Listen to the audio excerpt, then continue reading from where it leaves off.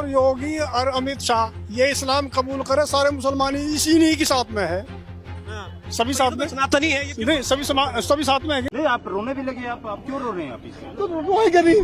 ये बताओ, आप पूरे देश का सर्वे करा लो, कितनी संपत्ति है इन लोगों के पास। आप देखो और हिंदुओं में क्या है, देखो आप। ये जो बदमाशी हो रही है वक्फ बोर्ड के नाम पे, जो ये संशोधन हो रहा है देश में, सरकार कर रही है, और ये शाहीनबाग बनाना चाहते हैं, नाराए तकबीर का नारा दे रहे हैं। ये नहीं चल सकता, ये नहीं चल सकता।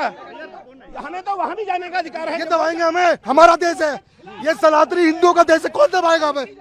जान दे देंगे। लेकिन जैसे ये कह रहे थे ना, जैसे इन्होंने कहा था हम मर जाएं कट जाएंगे, तो आज हम मरने कट रहा है, हम देखेंगे कौन मारेगा हमें इस देश के अंदर।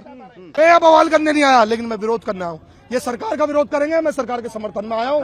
और मैं लेकिन आप लोग विरोध प्रदर्शन कर रहे हैं, ये लोग तो कह रहे हैं कि शांतिपूर्ण तरीके से ये लोग विरोध प्रदर्शन। हमने कौन सी अशांति फैला दी?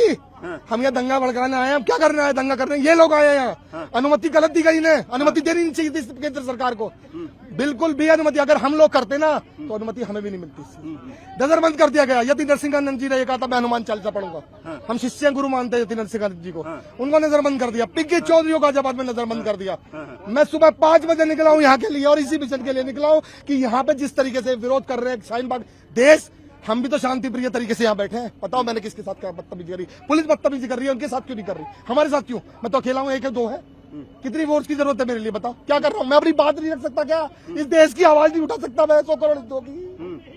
नहीं, आप रोने भी लगे, आप क्यों रो रहे हैं आप इसमें? तो रोएंगे नहीं। ये बताओ, आप पूरे देश का सर्वे करा लो, कितनी संपत्ति है इन लोगों के पास। आप देखो और हिंदुओं में क्या है, देखो आप। तासुर ये दिया जा रहा है कि ये मुसलमानों का मामला है, हालांकि सच्चाई ये है कि ये मुसलमानों का मामला नहीं है। सिर्फ मुसलमानों का तो है ही है, लेकिन सिर्फ मुसलमानों का नहीं है, बल्कि ये मुल्क के दस्तूर का मामला है। इस मुल्क के दस्तूर साजों ने, मॉडर्न इंडिया के जो आर्किटेक्ट थे, उन्होंने जो खाका बनाया था इस मुल्क का, उसको ये लोग तोड़ देना चाहते, तोड़ने की सिमत में चल रहे हैं। हमारे घरों पे बिल्डोजर चल रहे हैं, मस्जिदों और मदरसों पे बिल्डोजर चल रहे हैं, और अब ये वक्फ एक्ट के जरिए से भारत के दस्तूर पर, संविधान पर बिल्डोजर चलाया जा रहा है, चलाने की कोशिश हो रही है। तो मैं इसकी मुखालफत तो हर हाल में करनी है, लेकिन आगे का लाहेअमल क्या होगा, आगे कैसे किया जाएगा, ये लड़ाई कैसे लड़ी जाएगी? जैसा कि सब लोगों ने कहा कि ये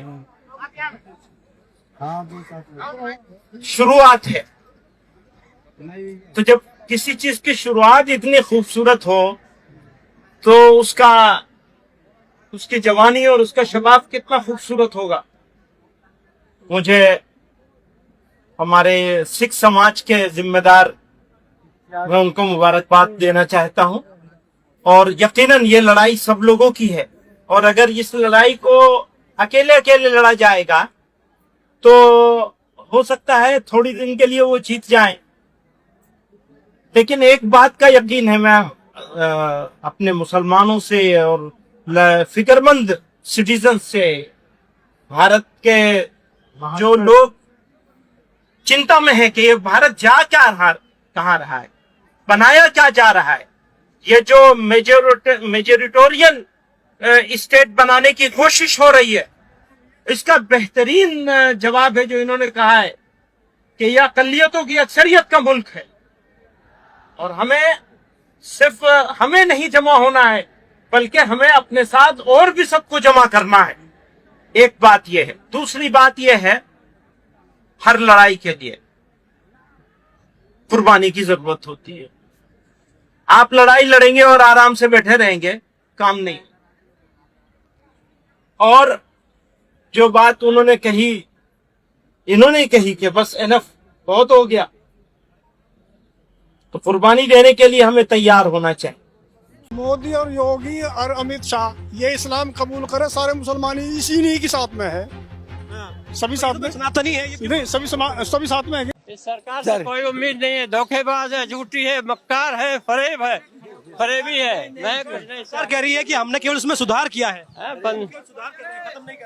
सब बेकार बकवास बोगस है। सरकार नहीं मानेगी तो हम आंदोलन छेड़ेंगे जी।